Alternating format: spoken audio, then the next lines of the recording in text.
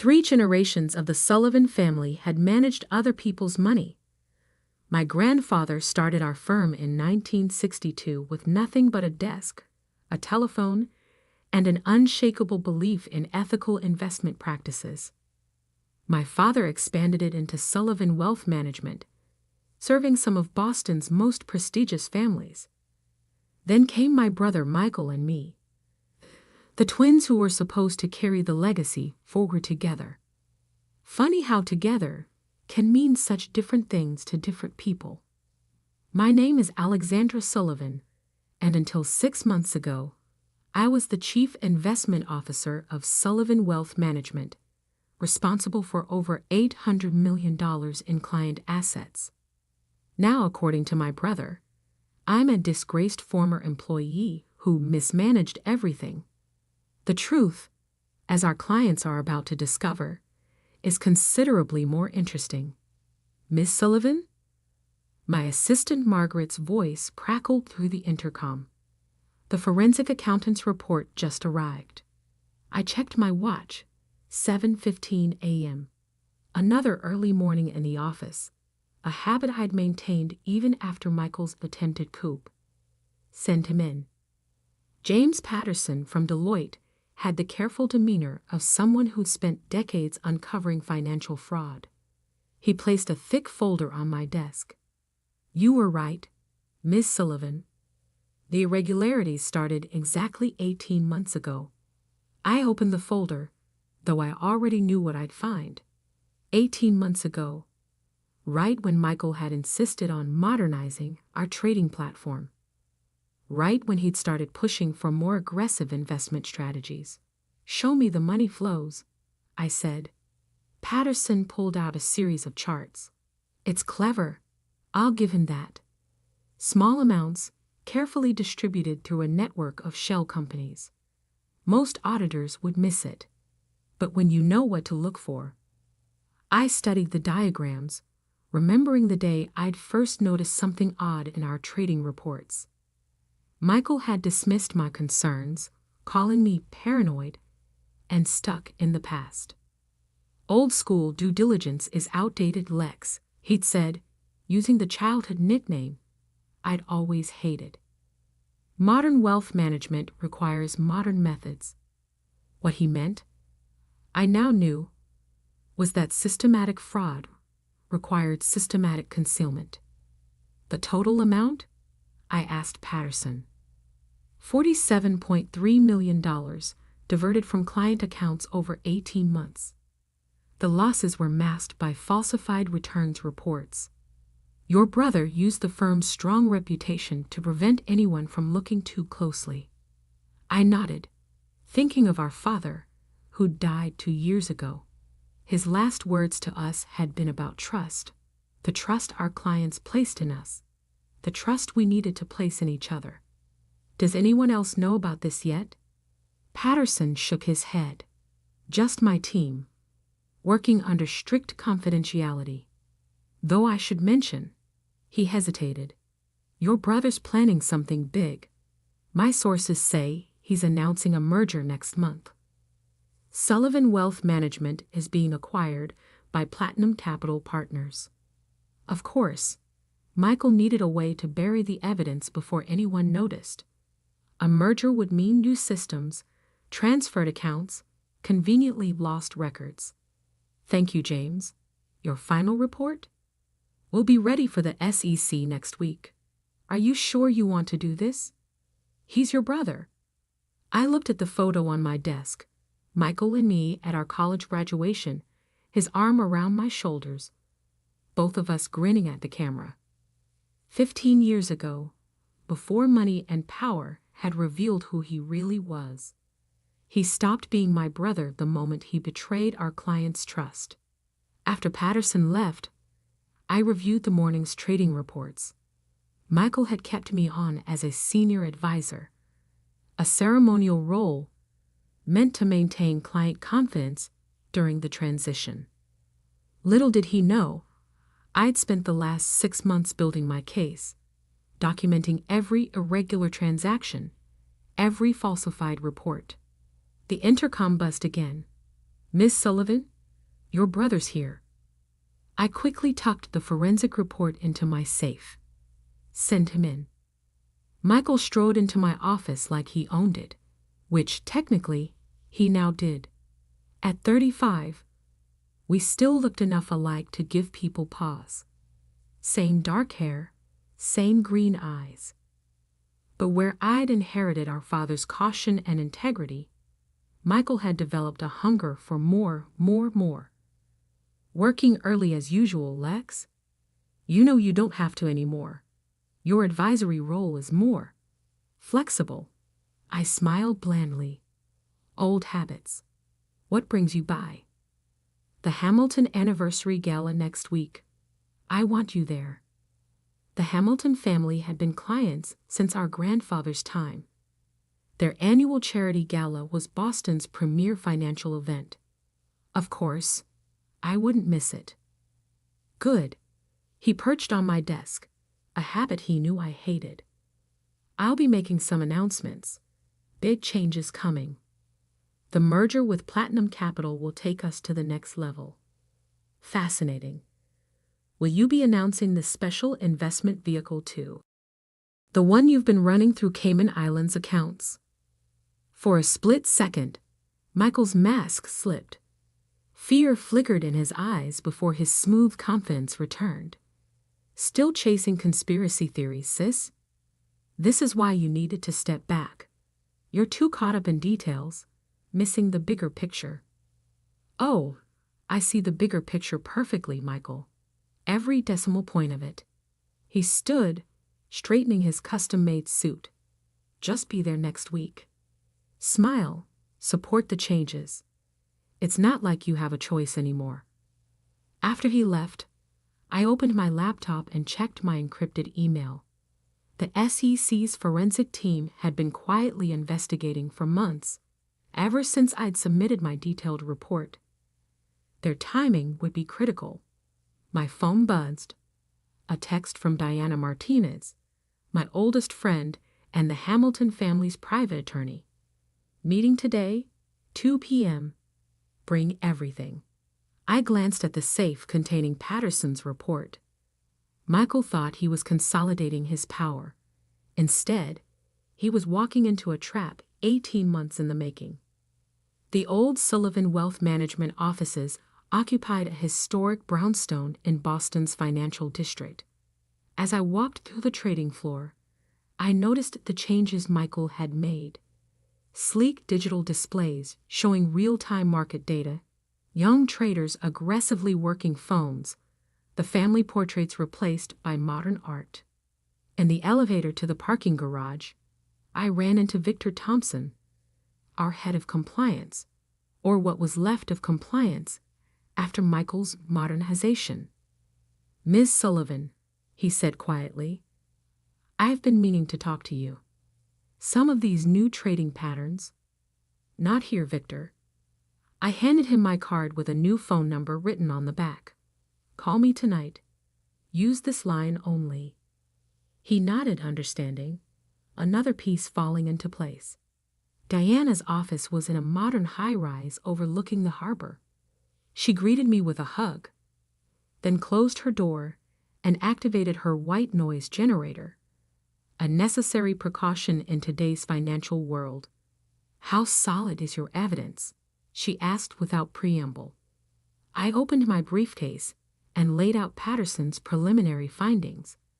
18 months of systematic fraud. 47 million diverted through shell companies. False returns reported to clients. And a merger plan designed to bury it all. Diana whistled softly. The Hamilton family's exposure? About 12 million. Michael used their accounts heavily because of their long-standing trust in our firm. Elizabeth Hamilton is going to be furious. Diana shook her head. She chairs 3 regulatory committees. If Michael knew, he doesn't. He thinks old money is quiet money. He forgets that quiet doesn't mean powerless. Diana studied me. The gala's next week. Your brother's planning to announce the merger there, along with my retirement. He wants to consolidate control before anyone looks too closely at the books. And the SEC? I allowed myself a small smile. Their audit team is ready. They're just waiting for the right moment. A room full of witnesses, Diana nodded, including the state's financial regulators, all the major players in Boston banking, and the press. Perfect. I gathered my documents. Michael always did have a flair for dramatic announcements. I'm just helping him make it memorable. Back in my office, I reviewed the final pieces of my plan. Michael had spent 18 months building his house of cards, thinking his sister was too naive, too trapped in old-fashioned methods to catch him. He forgot that our grandfather's most important lesson wasn't about making money. It was about protecting it. About maintaining the trust that 3 generations of Sullivans had built. As the sun set over Boston Harbor, I thought about the gala. Now just 7 days away. Michael would have his moment in the spotlight, his big announcement. And I would have mine.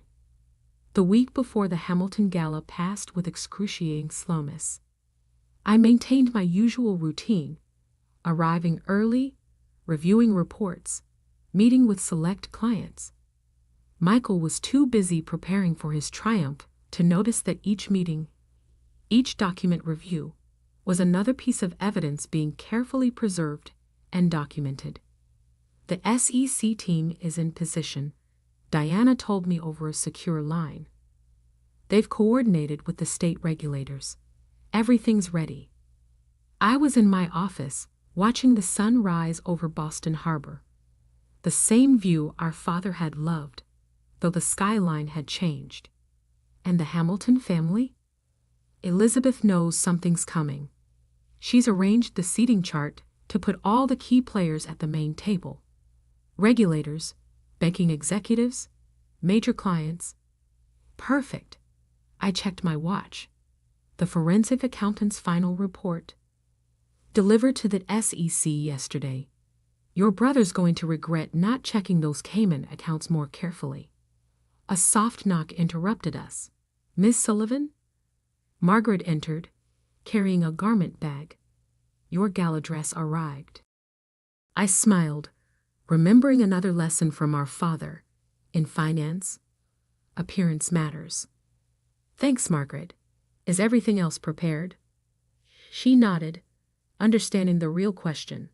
For 6 months, she'd helped me gather evidence, coordinate with investigators, and maintain the illusion of compliance with Michael's new regime. All the documents are backed up and secured. External drives delivered to 3 different law firms. After she left, Diana asked quietly, "Are you sure about this?" Once it starts, he stole from our clients, Diana. Used their trust to enrich himself. What would you do if someone stole from your family? The night of the gala arrived clear and cold. The Hamilton estate, a sprawling mansion overlooking the Atlantic, glowed with warmth and old money confidence. Rolls-Royces and Mercedes deposited Boston's financial elite at the entrance. I arrived early, wearing a classic black evening gown that had been my mother's favorite. Michael was already there, commanding attention in the center of the grand ballroom. "Ah, there's my sister," he called out too loudly. "The last of the old guard, aren't you, Lex? But change is good, isn't it? Progress is inevitable." I smiled, accepting a champagne flute from a passing waiter. "Indeed it is, brother." Elizabeth Hamilton approached, elegant in her 70s. Her family had trusted the Sullivans with their wealth for 3 generations. "Alexander dear, so glad you could make it. Though I hear rumors this might be your last gala with the firm." "Changes are coming," Michael interrupted smoothly. "Big announcements tonight. The future of wealth management is evolving." Elizabeth's eyes met mine briefly. She knew. The Hamilton family hadn't maintained their fortune for 2 centuries by being naive about money. The ballroom filled quickly. I recognized faces from regulatory agencies, banking executives, journalists from the financial press. At exactly 8 o'clock, Michael took the stage, radiating confidence.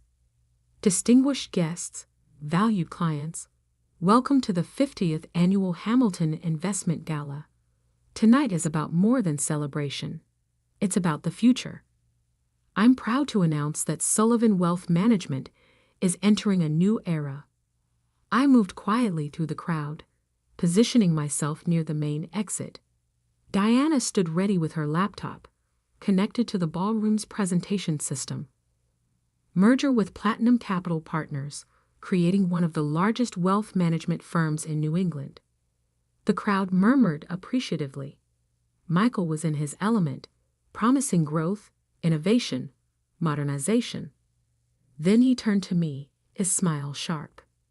And with this transition comes another announcement. My sister Alexandra, after careful consideration, has decided to retire.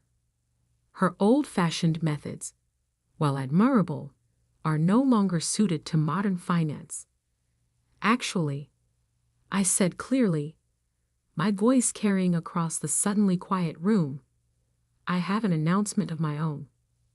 Michael's smile flickered. Lex, this isn't the time. Oh, but it is?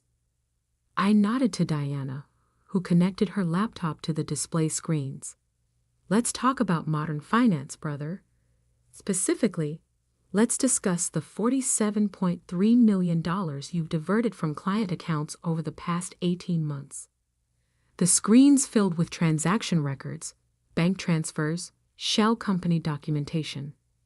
Michael's face went pale. These are false accusations. Ms. Sullivan, a grave voice interrupted. Harold Winters, head of the SEC's Boston office, stood up. Are these the records you submitted to our office?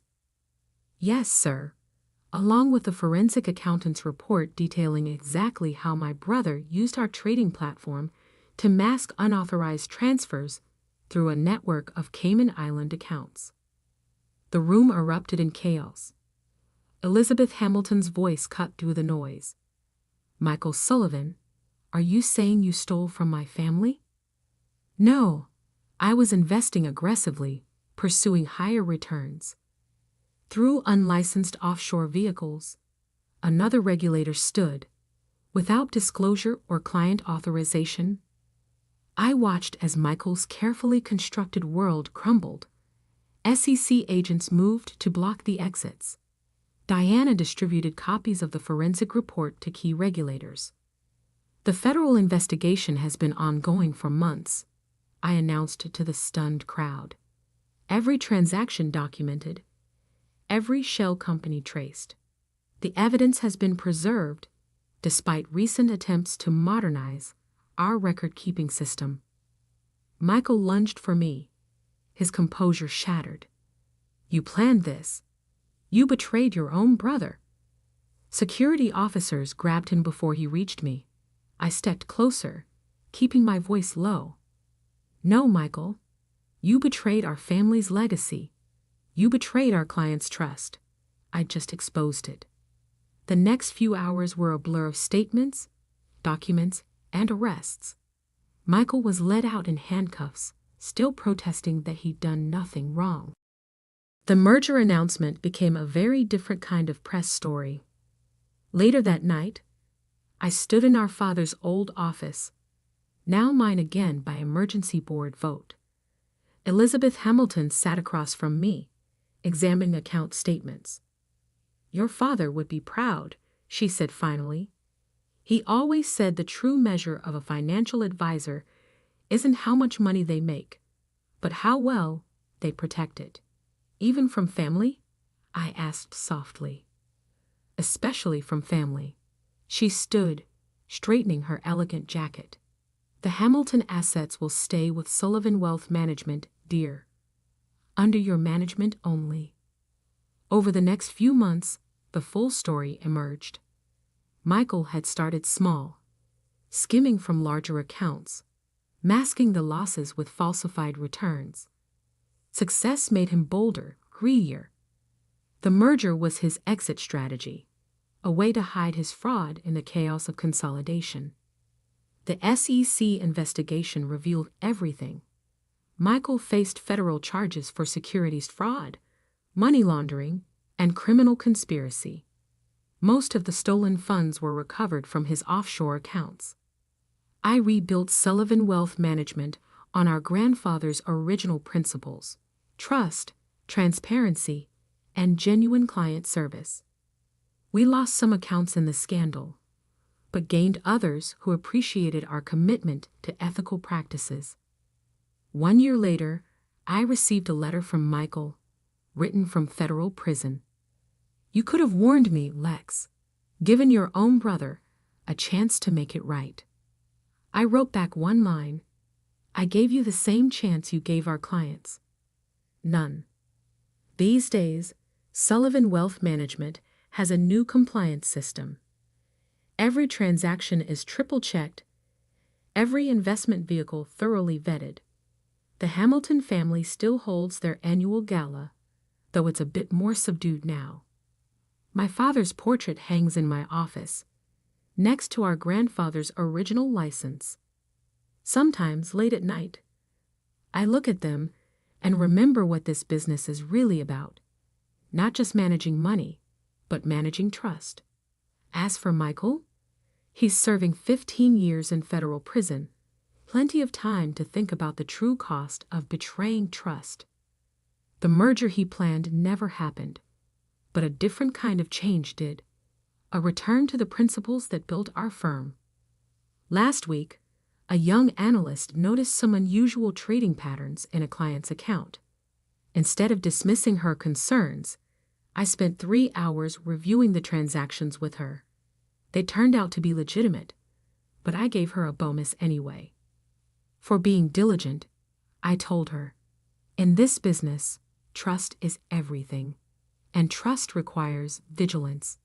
She asked me later if it was hard, exposing my own brother's crimes. I thought about Michael's face at the gala, about our father's last words about trust, about 3 generations of Sullivan integrity. The hardest decisions, I said, are often the clearest ones. Now, when clients visit our offices, they still see the Sullivan name on the door.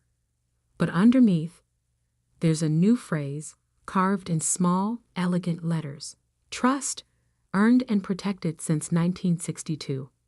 Because in the end, that's what this story is really about. Not just money, not just family, but the fundamental trust that makes the financial world work. Michael forgot that. I never will. 3 generations of the Sullivan family had managed other people's money. My grandfather started our firm in 1962 with nothing but a desk, a telephone, and an unshakable belief in ethical investment practices. My father expanded it into Sullivan Wealth Management, serving some of Boston's most prestigious families. Then came my brother Michael and me, the twins who were supposed to carry the legacy forward together. Funny how together can mean such different things to different people. My name is Alexandra Sullivan, and until 6 months ago, I was the Chief Investment Officer of Sullivan Wealth Management, responsible for over $800 million in client assets. Now, according to my brother, I'm a disgraced former employee who mismanaged everything. The truth, as our clients are about to discover, is considerably more interesting. Miss Sullivan? My assistant Margaret's voice crackled through the intercom. The forensic accountant's report just arrived. I checked my watch. 7:15 a.m. Another early morning in the office, a habit I'd maintained even after Michael's attempted coup. Send him in. James Patterson from Deloitte had the careful demeanor of someone who'd spent decades uncovering financial fraud. He placed a thick folder on my desk. You were right, Miss Sullivan. The irregularities started exactly 18 months ago. I opened the folder, though I already knew what I'd find. 18 months ago, right when Michael had insisted on modernizing our trading platform, right when he'd started pushing for more aggressive investment strategies. "Show me the money flows," I said. Patterson pulled out a series of charts. "It's clever. I'll give him that. Small amounts, carefully distributed through a network of shell companies. Most auditors would miss it. But when you know what to look for." I studied the diagrams, remember